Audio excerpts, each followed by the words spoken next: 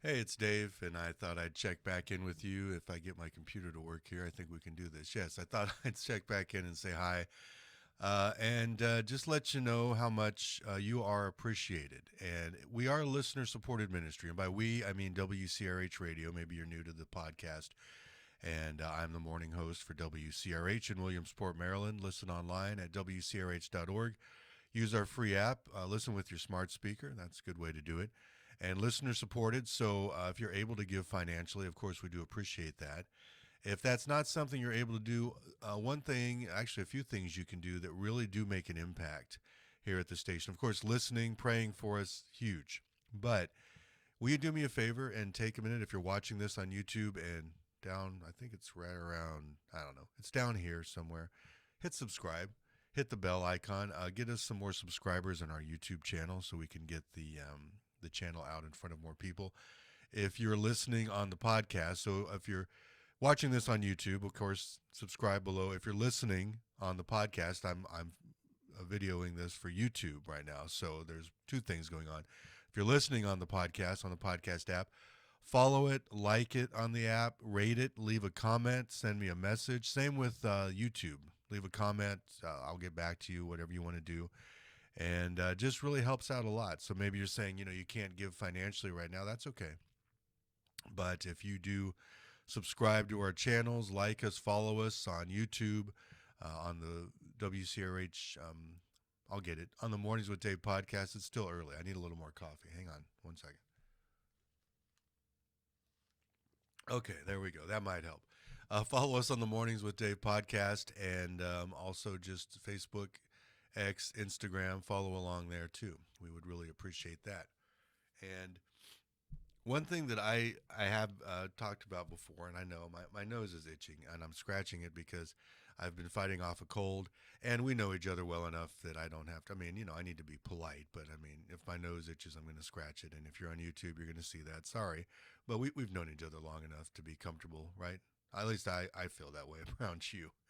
But I have talked about on the podcast before how I have struggled with doubt, how I have taken kind of as my life verse, and I don't mean it lightly or as a joke, but where the man says to Jesus, Lord, I believe, but help me with my unbelief. And it is something that I struggle with, and I've been struggling a little bit with it lately, if I'm going to be honest. And that's really what I want to do. I don't want to ever come on here to give you the impression that I have it all together and that you need to get your act together. We both need to get our acts together.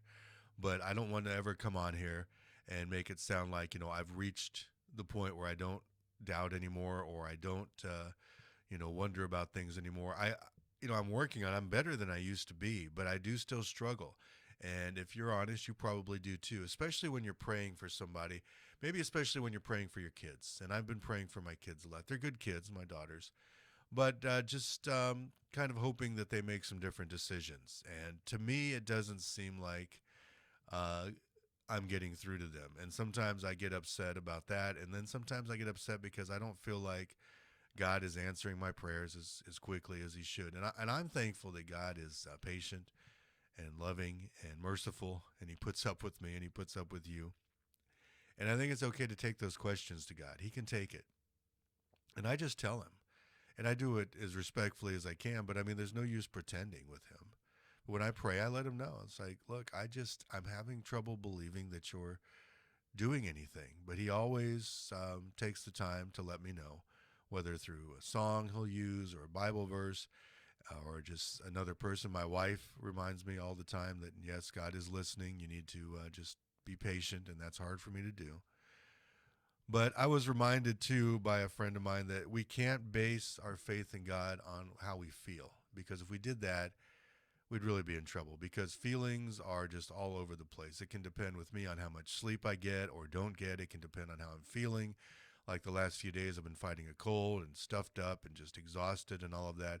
And like you, probably when you feel that way, I'm not the most pleasant person to be around, so I don't really feel that nice. I don't really feel like being that nice, you know what I mean? And sometimes my faith can, um, not necessarily that I lose faith in God, but, I just don't feel like I'm being as faithful as I should be. Does that make sense? I hope it does.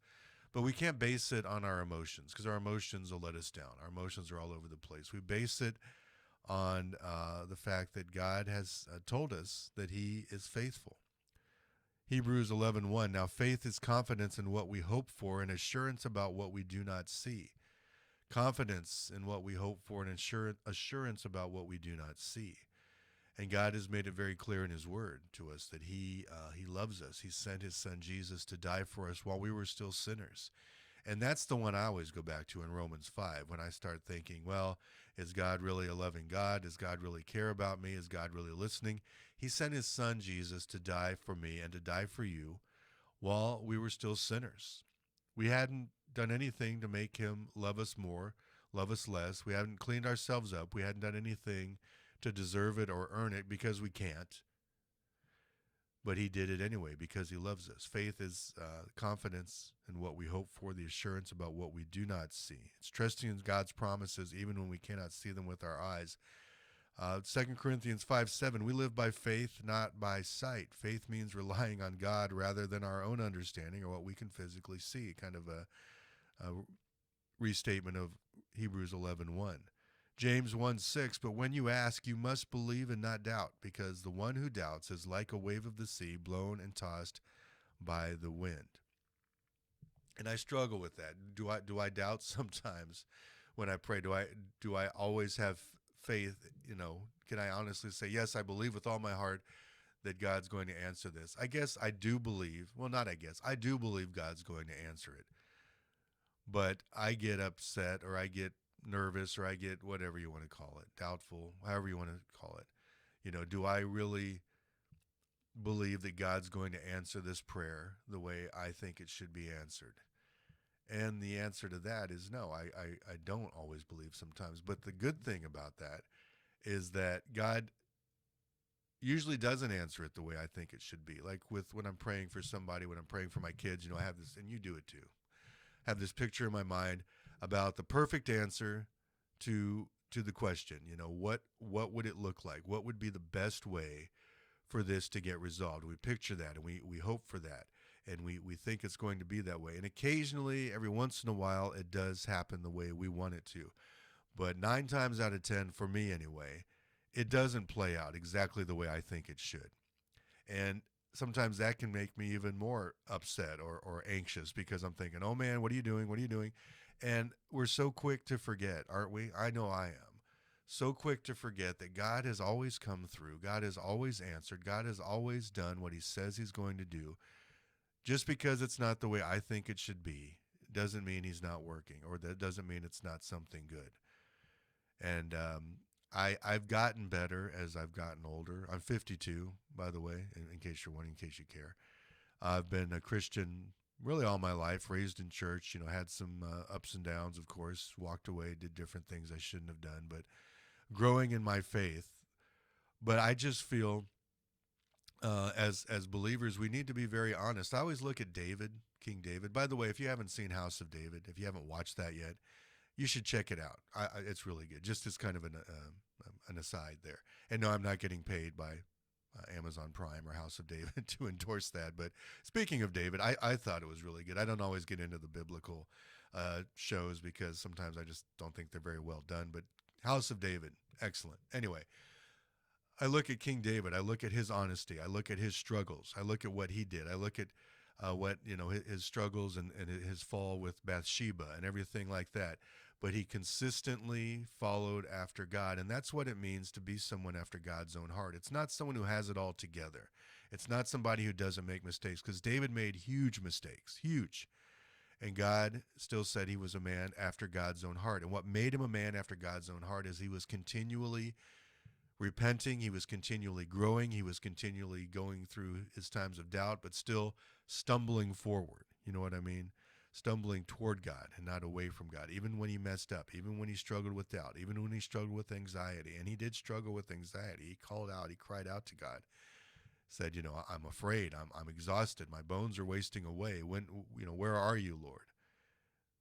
But I think that's an example to us. We're not perfect. We never will be until we meet him face to face, until we meet God face to face. But we can't give up. So don't give up just because you don't feel like God is working, or just because you're dealing with anxiety or depression or struggles or emotional issues, things like that, that doesn't mean that you don't believe in God. Okay, there will be times of doubt. We have to be honest about that. We don't give in to those times.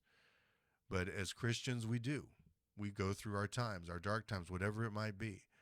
But don't base it on your feelings. All right, faith is the confidence in things not seen, the evidence of things hoped for, and we need to rely on God to get us through, and to never lose hope and to never lose faith. And I hope that makes sense. As always, I'm just here. This is kind of like a not therapy. I guess therapy. Just I'm talking to you. I'm sharing with you what I struggle with, hoping that it can help you maybe to know that you're not the only one if you struggle with different things. And again, excuse me, when I say I struggle with doubt, it's not that I've given up. Excuse me, fighting this cold. It's not that I've given up or I don't believe. It's just sometimes I go through my times of wondering. I go through my times of, where I don't feel it quite as much as at other times. But we don't give up. All right, so don't give up. Be encouraged. You're not the only one that struggles. Keep stumbling forward. Keep pushing in harder to God. Keep being a man or a woman after God's own heart. As always, appreciate you stopping in. I can't wait till we can get together next time. Take care.